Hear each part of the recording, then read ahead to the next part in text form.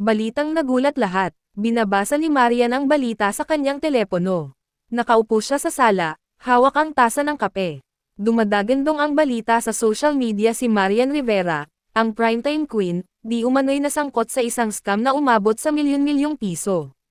Ang mga pangalan ni Nero Neg at Rufa May Quinto ang isinasangkot sa kontrobersya, umano'y nagkaaberya sa negosyo ng Dermacare na pagmamayari ni Marian. Sa umpisa, malinis at maayos ang usapan ni Marian, Nero, at Rufa May.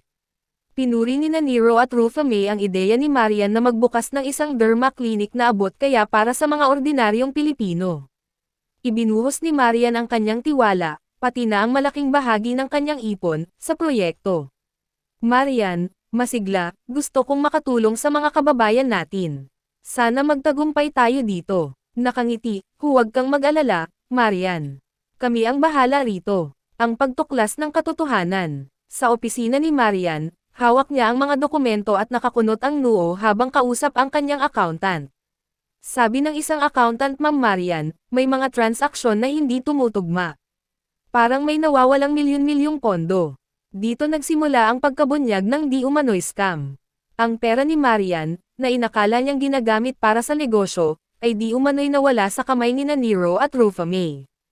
Ang pagtugon ni Marian. Press conference. Nakaayos si Marian, ngunit halata ang tensyon sa kanyang mukha. Hindi ko hahayaan na ang pinaghirapan ko ay masayang lang. Handa akong maghain ng kaso laban sa mga nasasangkot.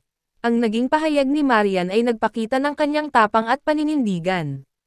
Hindi siya magpapatalo sa ganitong uri ng panloloko. Reaksyon ng publiko. Iba't ibang tao ang nagpapahayag ng kanilang opinyon sa telebisyon at social media. Ilang mga netizen may nasabi kay Rufa, grabe, idol ko pa naman si Rufa May. Bakit siya nasangkot dito? Hindi naman siguro nila gagawin yan kay Marian. Parang imposible. Depensa ni Neri at Rufa May. Sa isang TV interview, nagsalita si Nero at Rufa May tungkol sa isyo. Kalma ngunit may kaba, hindi totoo ang mga paratang na ito. Ipinagtatanggol lang namin ang aming sarili. Rufa May halos maiyak, wala akong kinalaman sa nawawalang pera. Sa kabila ng kanilang pagdepensa, maraming nagdududa sa kanilang mga pahayag.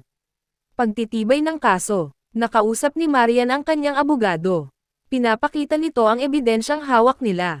Sabi umano ng abogado ni Marian Rima, Marian, malakas ang kaso natin. May mga dokumento tayong magpapatunay ng anomalya.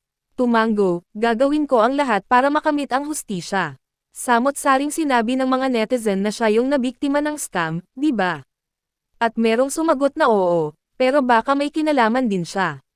Sino ba naman ang magtitiwala agad ng milyon-milyon?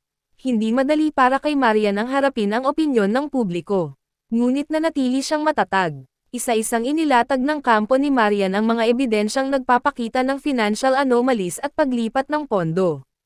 Unti-unting nabunyag ang katotohanan. Marian, malinaw ang boses, ang hustisya ay para sa lahat.